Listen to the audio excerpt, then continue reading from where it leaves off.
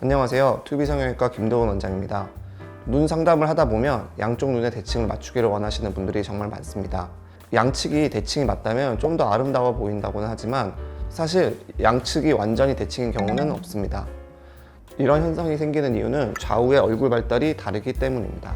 신기하게 정면의 직면 사진을 찍어보면 한쪽은 좀 이렇게 길게 발달하고 한쪽은 좀 이렇게 넓게 발달하는 모양을 보입니다.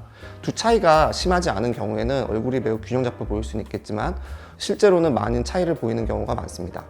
귀 높이가 다르고 눈 크기가 다른 정도는 보통이고 심한 경우에는 이빨의 교합이 맞지 않거나 코가 많이 휜 모습을 띠게 됩니다. 저는 보통 이 코를 기준으로 설명을 많이 드리는데요. 코가 많이 휘지 않았다면 얼굴 비대칭이 심하지 않은 편이라고 말씀드리고 코가 휜 게 눈에 띌 정도일수록 좌우 비대칭이 심하다고 말씀을 드립니다. 이런 얼굴의 비대칭은 안구의 높이, 돌출 정도, 이마뼈와의 간격, 눈꼬리 모양 등 여러 가지 짝눈을 만들 수 있는 요소들을 제공합니다.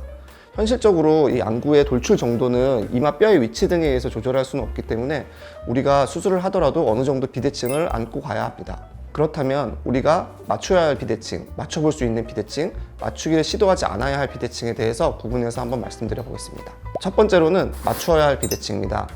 쌍꺼풀의 경우 없는 쪽에 의해 있는 쪽이 무리한 근육 움직임이나 이마 움직임이 동반될 수 있기 때문에 좌우 쌍꺼풀의 유무는 맞춰 주시는 것이 좋습니다.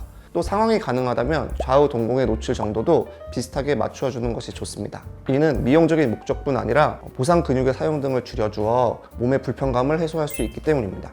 두 번째로 맞추어 볼 수 있는 비대칭입니다.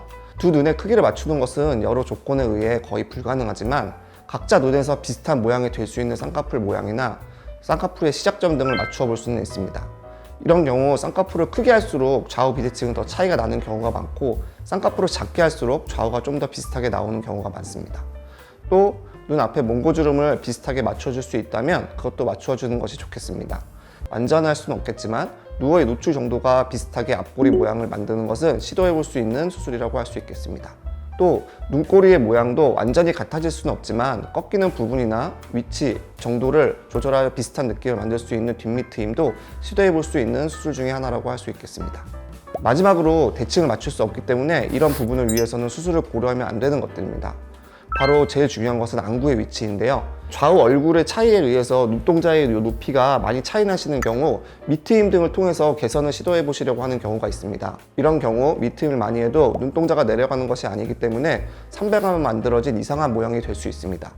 또 맞추기 힘든 것으로는 약간의 사시가 있는 검은 눈동자의 위치입니다. 이 부분 또한 위치에 의한 가려짐 등을 눈매 교정이라든지 트임으로 해결해 보려고 하시는 경우가 있는데 눈매 교정 등은 오히려 과교정을 만들어서 부작용을 만들 수 있기 때문에 시도하지 않는 것이 좋겠습니다. 이상으로 짝눈 교정 시에 신경 써야 할 부분에 대해서 말씀드렸습니다. 짝눈 교정 시에 중요한 것은 어떤 것을 해야 하는 것보다는 어떤 것을 피해야 하는 것이 더 중요할 수 있겠습니다. 따라서 본인에게 가능한 꼭 맞는 수술만 선택적으로 잘 골라서 수술을 받으시기 바라며 짝눈 교정의 수술을 선택하시는데 도움이 되셨으면 좋겠습니다.